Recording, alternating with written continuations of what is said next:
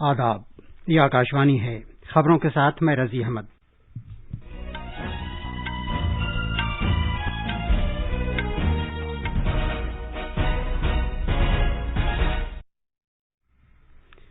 افغانستان کے بارے میں اعلیٰ سطح کے بھارت روس بین حکومتی مذاکرات نئی دلی میں جاری ہیں۔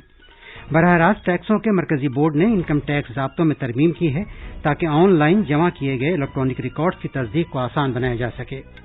طالبان نے افغانستان میں نگراں حکومت کا اعلان کیا ہے۔ ملا حسن آخوند کارگزار وزیر اعظم ہوں گے۔ ملا عبدالغنی برادر 2 نائب وزرائے اعظم میں سے ایک ہوں گے۔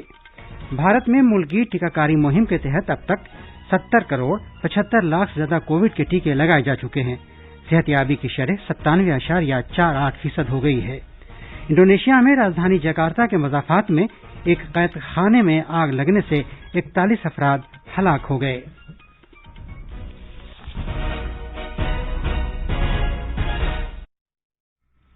کووڈ-19 کے مد نظر سامعین سے اپیل ہے کہ غفلت نہ برتیں، ہر طرح کی احتیاط پر عمل کریں، محفوظ رہیں اور یہ 4 آسان طریقے اپنائیں۔ چہرے پر ماسک لگائیں، جسمانی فاصلے کے لیے 2 گز کی دوری برقرار رکھیں، ہاتھ اور چہرہ صاف رکھنے پر خاص دھیان دیں اور ٹیکہ لگوائیں۔ کووڈ سے متعلق جانکاری اور رہنمائی حاصل کرنے کے لیے قومی ہیلپ لائنز کے ذریعے رابطہ قائم کریں، جس کے نمبر اس طرح ہیں 0112397804 اور 1075۔ اب خبریں تفصیل سے۔ افغانستان کے بارے میں اعلیٰ سطح کے بھارت روس بین حکومتی مذاکرات نئی دلی میں جاری ہیں۔ دورے پر آئے ہوئے روس کے قومی سلامتی کے مشیر جنرل نیکولائے پتروشیو اپنے ملک کے وفد کی قیادت کر رہے ہیں، جبکہ بھارتی وفد کی قیادت قومی سلامتی کے مشیر اجیت ڈوبھال کر رہے ہیں۔ روس کے قومی سلامتی کے مشیر آج وزیر اعظم نریندر مودی اور وزیر خارجہ ڈاکٹر ایس جے شنکر سے بھی ملاقات کریں گے۔ ذرائع نے بتایا ہے کہ دونوں ممالک افغانستان میں سیاسی، سلامتی اور دوسری صورتحال، جیش محمد اور لشکر طیبہ سمیت دہشت گرد گروپوں کی سرگرمیوں، منشیات کے خطروں اور علاقائی ممالک کے رول کا جائزہ لیں گے۔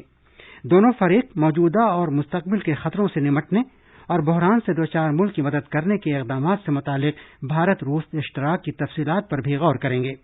دونوں ممالک کو دہشت گردی کے بارے میں یکساں تشویش ہے، خاص طور سے اس بات کو یقینی بنائے جانے کے بارے میں کہ طالبان اپنے وعدوں اور یقین دہانیوں پر عمل کرے۔ یہ مذاکرات وزیر اعظم نریندر مودی اور روس کے صدر ولادیمیر پوتن کے درمیان پچھلے مہینے کی 24 تاریخ کو فون پر کی گئی بات چیت کے بعد ہو رہے ہیں۔ براہ راست ٹیکسوں کے مرکزی بورڈ CBDT نے آمدنی ٹیکس ضابطوں میں ترمیم کی ہے، جس کا مقصد ان الیکٹرانکس ریکارڈ کی توثیق کرنے کو آسان بنانا ہے جو آن لائن کارروائیوں کے تحت جمع کرائے گئے ہیں۔ وزارت خزانہ نے کہا ہے کہ ان الیکٹرانکس ریکارڈ کی توثیق جنہیں آمدنی ٹیکس کے پورٹل میں ٹیکس دہندگان کے اندراج شدہ اکاؤنٹ کے ذریعے جمع کرائے گئے ہیں، اب ٹیکس دہندے کے ذریعے ایک الیکٹرانک توثیقی کوڈ کے ذریعے کی جا سکتی ہے۔ یہ قدم آن لائن کارروائیوں میں الیکٹرانک ریکارڈ کی توثیق کے عمل کو سہل بنائے گا۔ وزیر دفاع راجناتھ سنگھ نے مالیے کی حصولیابی کے لیے مسلح افواج کو مالی اختیارات تفویض کرنے کی منظوری دے دی ہے۔ مالی اختیارات تفویض کرنے کا خاص مقصد فیلڈ کمانڈروں اور ان سے کم عہدے کے افسران کو تیزی سے فوری ضرورت کا ساز و سامان خریدنے اور کسی بھی آپریشن کے لیے درکار اہم ضروریات کو پورا کرنے کا اختیار دینا ہے۔ مجاز مالی حکام کے لیے 2 گنے تک عام اضافے کو منظوری دی گئی ہے۔ مسلح افواج کے نائب سربراہوں کے مالی اختیارات میں 10% کا اضافہ کیا گیا ہے، لیکن اس کے لیے مجموعی طور پر 500 کروڑ روپے تک کی حد مقرر کی گئی ہے۔ وزارت دفاع نے کہا ہے کہ مسلح افواج کے لیے ہر سطح پر اس طرح کا اضافہ آخری بار 2016 میں کیا گیا تھا۔ مرکزی سرکار نے آج سپریم کورٹ کو بتایا کہ اس نے نیشنل ڈیفنس اکیڈمی NDA میں خواتین کی شمولیت کی اجازت دینے کا فیصلہ کیا ہے۔ حکومت نے کہا ہے کہ یہ فیصلہ مسلح افواج کے ساتھ صلاح مشورے کے بعد کیا گیا ہے۔ Additional solicitor general Aishwarya baati نے سپریم کورٹ کو اس فیصلے سے مطلع کیا۔ عدالت نے اس معاملے کی اگلی سماعت 22 ستمبر کو رکھی ہے۔ پچھلے مہینے کی 18 تاریخ کو سپریم کورٹ نے فیصلہ سنایا تھا کہ خواتین کو دفاعی افواج میں افسر کے طور پر کمیشن حاصل کرنے کے لیے NDA کے داخلہ امتحان میں شامل ہونے کی اجازت دی جائے۔ یہ خبریں آکاشوانی سے نشر کی جا رہی ہیں۔ طالبان گروپ نے افغانستان میں اپنی نگراں حکومت کا اعلان کیا ہے۔ عبوری کابینہ کی سربراہی ملا حسن آخند کارگزار وزیراعظم کے طور پر کریں گے۔ کابینہ میں کوئی خاتون شامل نہیں ہے۔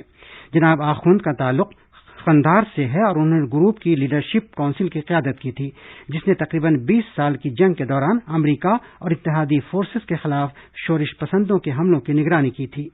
طالبان کے گوشانشین سربراہ ہیبت اللہ آخند زادہ حکومت کے سپریم لیڈر ہوں گے۔ طالبان کے چیف ترجمان ذبیح اللہ مجاہد نے کل شام کابل میں ایک پریس کانفرنس کے دوران نگراں کابینہ کی تفصیلات بتاتے ہوئے کہا کہ یہ تمام تقرری کارگزاری کی حیثیت میں ہے اور مختلف وزارتوں کے سربراہ جلد ہی مقرر کیے جائیں گے۔ گروپ کے سیاسی دفتر کے سربراہ ملا عبد الغنی برادر عبوری حکومت میں 2 نائب وزیر اعظم میں سے ایک ہوں گے۔ ملا عبدالسلام حنفی دوسرے نائب وزیر اعظم ہوں گے۔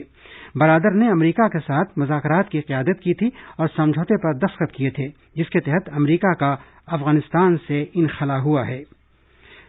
امریکہ نے کہا ہے کہ اسے طالبان کی جانب سے افغانستان میں نئی حکومت کے اعلان پر تشویش ہے، جس میں کسی بھی خاتون کو شامل نہیں کیا گیا ہے اور اس میں ایسے لوگوں کو بھی شامل کیا گیا ہے جو امریکی فورسز پر حملے میں ملوث رہے ہیں۔ امریکی محکمہ خارجہ نے کہا ہے کہ وہ منگل کو کیے گئے اعلان کا جائزہ لے رہا ہے۔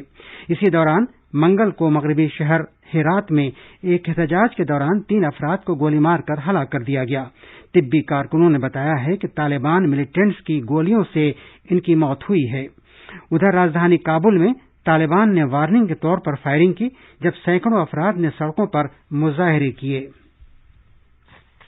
بھارت نے ملک گیر ٹیکہ کاری مہم کے تحت اب تک 70 کروڑ 75 لاکھ سے زیادہ کووڈ ویکسین کے ڈوز لگا دیے ہیں۔ مرکزی وزارت صحت نے کہا ہے کہ گزشتہ 24 گھنٹوں کے دوران 78,47,000 سے زیادہ ٹیکے لگائے گئے، جبکہ صحت یابی کی قومی شرح 97.48% ہو گئی ہے۔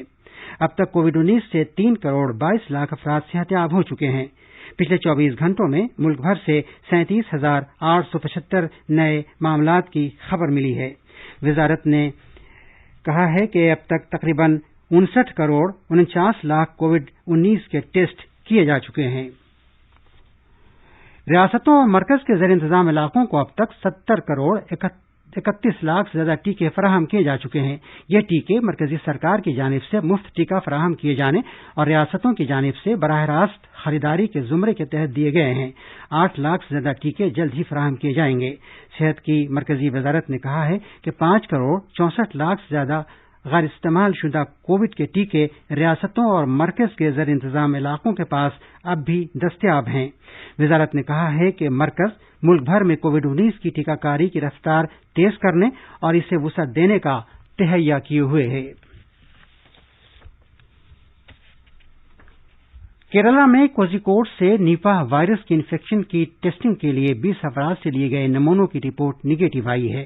اس کے ساتھ ہی 29 افراد کے نمونے بھی منفی پائے گئے جو اس 12 سالہ بچے کے رابطے میں آئے تھے جو اس وائرس کے انفیکشن کے باعث پچھلے اتوار کو فوت ہو گیا تھا۔ انڈونیشیا میں کم سے کم 41 افراد اس وقت ہلاک ہو گئے جب راجدھانی جکارتا کے مضافات میں ایک قید خانے میں آگ لگ گئی۔ آگ لگنے کا یہ واقعہ آج صبح سویرے تنگرانگ جیل میں پیش آیا جب زیادہ تر قیدی سو رہے تھے۔ بتایا جاتا ہے کہ درجنوں افراد زخمی ہوئے ہیں۔ شارٹ سرکٹ سے آگ لگنے کا شبہ ہے۔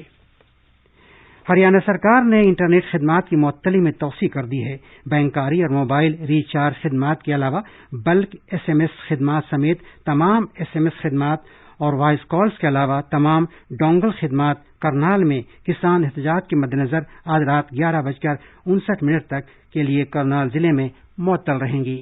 اور آخر میں اس بلیٹن کی خاص خبریں ایک بار پھر سنیے۔ افغانستان کے بارے میں اعلیٰ سطح کے بھارت روس بین حکومتی مذاکرات نئی دلی میں جاری ہیں۔ براہ راست ٹیکسوں کے مرکزی بورڈ نے انکم ٹیکس ضابطوں میں ترمیم کی ہے تاکہ آن لائن جمع کیے گئے الیکٹرانک ریکارڈ کی تصدیق کو آسان بنایا جا سکے۔ طالبان نے افغانستان میں نگراں حکومت کا اعلان کیا ہے۔ ملا حسن آخند کارگزار وزیر اعظم ہوں گے۔ ملا عبد الغنی برادر 2 نائب وزیر اعظم میں سے ایک ہوں گے۔ اور بھارت میں ملک کی ٹیکہ کاری مہم کے تحت اب تک 70 کروڑ 75 لاکھ سے زیادہ کووڈ کے ٹیکے لگائے جا چکے ہیں۔ اس کے ساتھ ہی خبروں کا یہ بلیٹن ختم ہوا۔